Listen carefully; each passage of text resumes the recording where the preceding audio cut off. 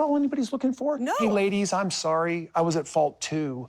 I just didn't see a future. I wasn't happy. Why can't you be friends? Why can't you be buddies? Yeah. Why couldn't you have a relationship with them again? I don't need it. I don't want it. It started with a folder, a simple, quiet manila folder filled with old bank statements Janelle had nearly forgotten existed. But inside those pages, dates, withdrawals, wire transfers, was the truth she had been gaslit into doubting for years. The lies were printed in black and white. For so long, Janelle had carried the weight of being the responsible one, the one Kody pointed to whenever money questions came up. Every time the budget got tight, every time a bill slipped through the cracks, the finger somehow found her. But this time, she had the proof, and what she uncovered was nothing short of betrayal. Hi everyone, I'm Helena, and welcome back to TLC Sister Wives News. If you haven't already, hit that subscribe button, tap the like, and drop your thoughts in the comments, because this one is going to spark some serious conversation. We're getting into the receipts. And Janelle? She's done staying quiet. From the earliest seasons, Janelle was always the numbers person. Kody said it over and over. Ask Janelle. She's in charge of the finances. She tracked the bills, managed the household funds, and balanced the chaos of one shared pot between 4 separate lives. On the outside, it seemed like trust. But now it looks a lot more like setup, because when things started to unravel, who took the fall? Janelle never asked for the role. She took it on because someone had to. And back then, she really believed everyone was playing fair. But over time, things stopped adding up. Where was the money going? Why were accounts lower than expected? Why was Robyn's house getting upgrades while others tightened belts? She didn't have answers until she opened that folder. And that's where everything began to change. It wasn't some dramatic explosion or a screaming match that led Janelle to the truth. It was quiet. Late one evening, when the house had finally gone still, she sat at her kitchen table, papers spread out in neat piles, just like she'd done 100 times before. But this time, she wasn't budgeting for groceries or dividing up a utility bill. She was searching for answers. It started with one charge that didn't sit right. Something labeled Coyote Pass Development Fund, but the amount was way higher than she remembered discussing. And the date? It didn't line up with anything she had on her calendar. That's when the uneasiness crept in. So she kept going. One statement turned into 3. 3 turned into a dozen. And then she started seeing the pattern. We've all seen it play out on the show. The land at Coyote Pass was supposed to be the dream, the place they'd build their forever homes. But while everyone else was trying to pinch pennies to make it work, Robyn's name kept popping up in places it didn't belong. Janelle noticed charges tied to boutique purchases, high-end home goods, and deposits that didn't benefit the group but instead quietly funneled toward Robyn's household. All this while, she was scraping by, even living in an RV at one point just to stay close to that land. And when she thought back, really thought back, it hit her like a punch. How many times had she brought up small issues only to be waved off by Kody? That's a bank error. You're overthinking it. Don't worry about it. Over and over again, her concerns were minimized. She started to question herself, which is exactly what gaslighting does. And all the while, Kody was standing behind her, publicly calling her the accountant, making her the face of every financial problem. But now she was seeing it clearly. The timeline didn't lie. The boutique charges were made when Robyn was claiming to be broke. Expensive home upgrades were purchased while Janelle was worried about basic expenses. She remembered the moment she had to tape her old fridge shut to keep it from falling apart, while money from their shared account was going toward designer light fixtures for Robyn. That realization broke something inside her. Not just trust, but the belief that they had ever truly been a team. She had played by the rules. She had believed in fairness, and all along, someone else had been rewriting the rules behind her back. It wasn't just about the money anymore. It was about the lies, about the role she'd been forced to play. Still, she didn't lash out. Janelle's strength is quieter than that. Instead, she started organizing the statements, building her case piece by piece, not for drama, for truth. Because if she was going to finally speak, she was going to have the receipts to back every word. And this time, no one was going to silence her.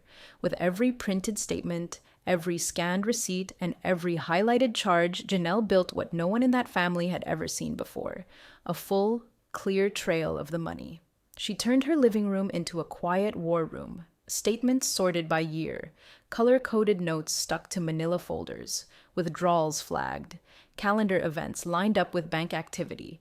If Kody or Robyn ever tried to twist the story again, they'd have to go through a mountain of hard proof. And the receipts? They spoke louder than words ever could. She found furniture invoices, thousands of dollars in custom light fixtures. Just weeks after Kody told the other wives the family account was too strained for basic groceries. There were boutique charges for luxury home decor shipped directly to Robyn's Flagstaff home. She wasn't talking about little splurges either. These were designer-grade items. One month stood out especially, a whopping $8,000 in upgrades for Robyn's house, while Janelle was literally budgeting down to the dollar and wondering if she could afford repairs for her RV. And then came the land. That sacred land at Coyote Pass that was supposed to be for all of them. She traced a wire labeled Coyote Pass Development Fund that had been moved, without discussion, without group approval, straight into an account connected to Robyn. No joint signatures, just Kody's electronic authorization. Janelle circled it in red and wrote one word: why? The heartbreak wasn't just in the money, it was in the memories. She remembered how many times she'd been the one blamed when things didn't add up, how Kody always had that easy answer: ask Janelle, she handles the money. On camera, in interviews, around the dinner table, it became the go-to line, a way to shift blame, a way to shield himself and Robyn from questions. And the worst part? It worked. For years. But Janelle wasn't the only one seeing it now.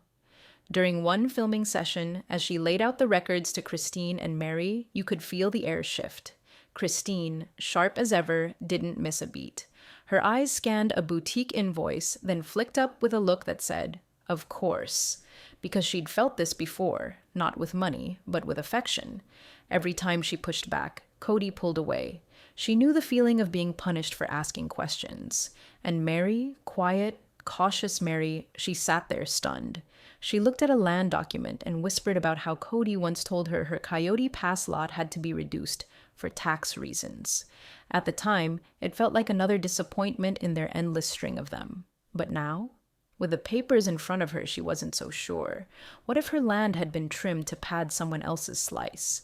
The three women sat together, flipping through charges, property filings, and boutique receipts. And for the first time, it all clicked. This wasn't random. This wasn't just bad communication. This was a system, a pattern, one that isolated them, one that gaslit them, one that turned them against each other while shielding the real issue. Christine, Meri, and Janelle had lived through years of confusion, feeling like they were constantly at odds, never quite understanding why things never added up. But now, with the receipts on the table and the story coming into focus, they saw the truth. They had been manipulated. And not just financially, emotionally, strategically. The lies weren't whispered. They were woven into every conversation, every decision, every episode. Kody's offhanded comments, Robyn's constant positioning as the innocent outsider. The story had always been told from a certain angle. But with Janelle's folder wide open, the camera was finally turning the other way. And the women weren't just reading the receipts, they were remembering everything they'd ignored, excused, or forgiven. And they were finally done doing that. In that quiet moment, with the folders open and the air heavy, something shifted. Not just in Janelle, but in all three women. Christine leaned back in her chair, her fingers resting on a stack of boutique invoices, and you could see it in her eyes. It wasn't shock anymore. It was recognition. Like she'd seen this pattern before, just not in bank statements. For Christine, it brought her back to those earlier years when she kept trying to feel loved, feel prioritized, and every time she brought up her needs, her concerns, Kody would turn it around. She was being too emotional, too needy, too negative. And eventually, that same narrative was used to justify why he wasn't affectionate anymore.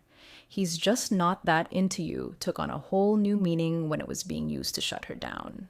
Now, looking at the way money was moved behind the scenes, she realized that what happened emotionally was mirrored financially. Love was conditional. Resources were conditional. Approval was conditional. And all the conditions protected the same two people every time, Kody and Robyn. Meri sat quietly, but you could almost feel her heart breaking again. She'd been trying so hard to stay loyal, even after everything, the catfishing, the emotional abandonment, the quiet rejection that dragged on for years. She kept showing up, holding out hope. Even when she was told her portion of the Coyote Pass land needed to be reduced for the good of the family, she didn't push back. She accepted it, even when it hurt.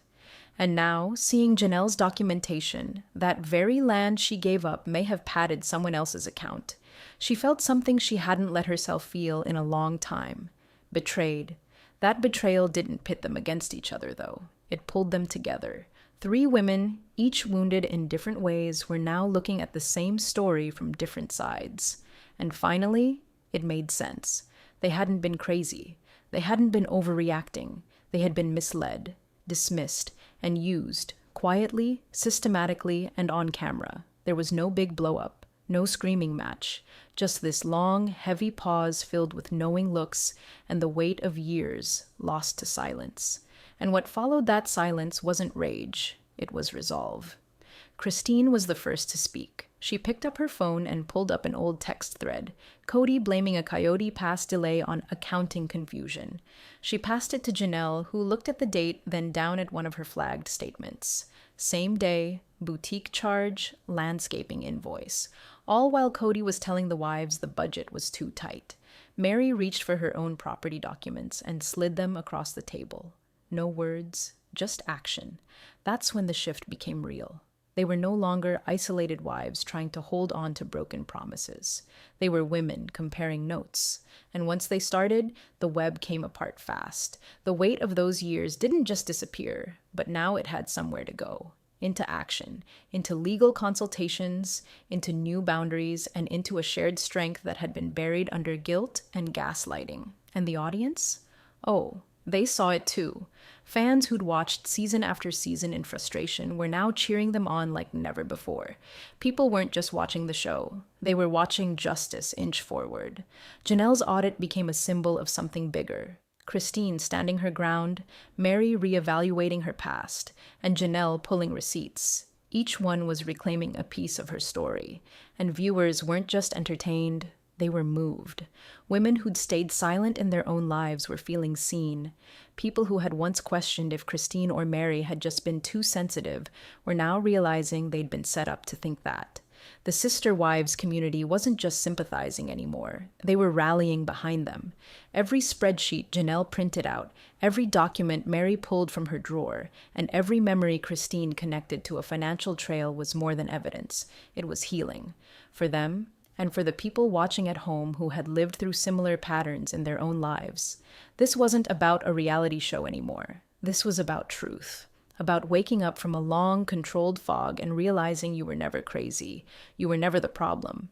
You were just being told that story by someone who needed to stay in control. And now, that story was changing. Fast. When Janelle said she wanted out, she meant it. Not just emotionally, not just relationally, she meant financially too.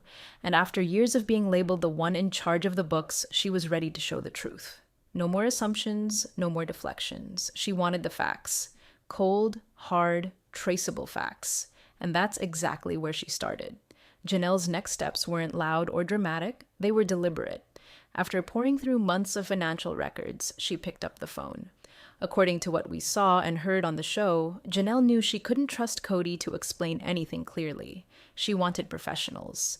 People who could dissect the LLC, clarify the legality of those transfers, and make sense of who actually benefited from the so-called one-pot family finances. Her first move? A call to a tax attorney. Because when money from a shared business account starts showing up in a single spouse's personal fund, questions need to be answered. Legally.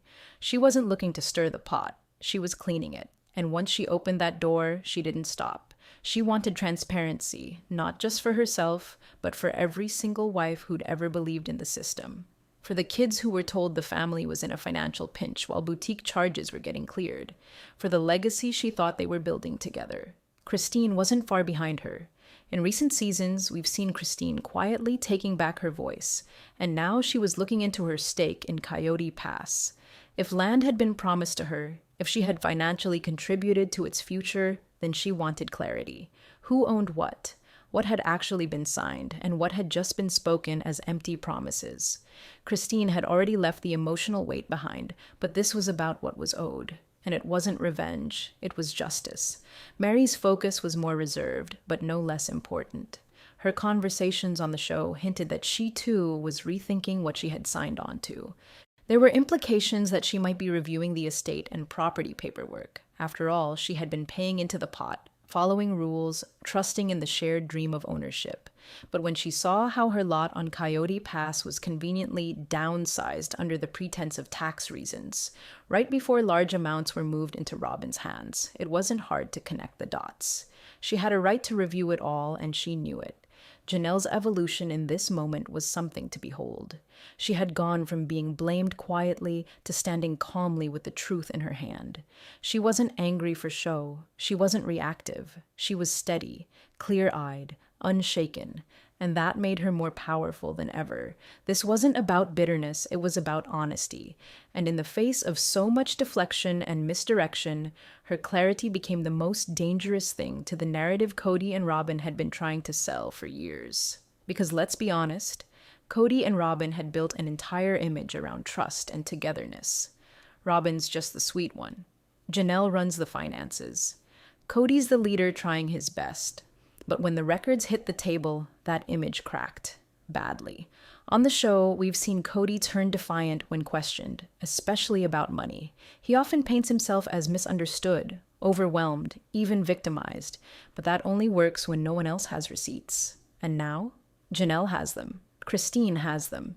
Even Meri is holding her documents a little tighter. The fog of confusion that Kody often stirred up, claiming Janelle had full control or that finances were too complicated, couldn't cover the truth anymore. That's what they fear most now. Not confrontation, but exposure. Robyn, who had often positioned herself as the peacemaker, is suddenly silent when numbers are brought up. Her past defenses, "We all share the same money. We just want fairness," sound very different next to boutique charges, high-end home upgrades, and private landscaping jobs paid from a family account. Kody, once quick to deflect blame toward Janelle, now finds himself cornered by facts. Not emotion, not accusation, but facts. Withdrawals with timestamps. Transfers with only his signature. Statements where the math just doesn't support the story he told. The control they once held through confusion, guilt, and silence is slipping, because nothing breaks manipulation like sunlight. And now that Janelle has dragged the truth into daylight, it can't be shoved back into a drawer. As this part of the journey comes to a close, it's not anger that lingers, it's strength. Janelle's strength in staying composed, even when she was cast as the problem. Christine's strength in standing tall and demanding clarity after years of dismissal. Meri's strength in reevaluating decades of trust and loyalty and choosing to reclaim her part of the story. They're not asking for permission anymore. They're not waiting for Kody to admit what went wrong. They're moving forward with paperwork, with truth, and with each other. And now I want to hear from you. Do you think real legal consequences are coming for Kody and Robyn? Which wife do you think has taken the smartest, boldest step toward reclaiming her power? Janelle's forensic clarity, Christine's land push, or Meri's quiet legal review? Drop your thoughts in the comments, hit that like button if you're as fired up as we are, and make sure to subscribe so you never miss another update on the women who are finally rewriting their own ending. This is Helena, and you've been watching TLC Sister Wives News.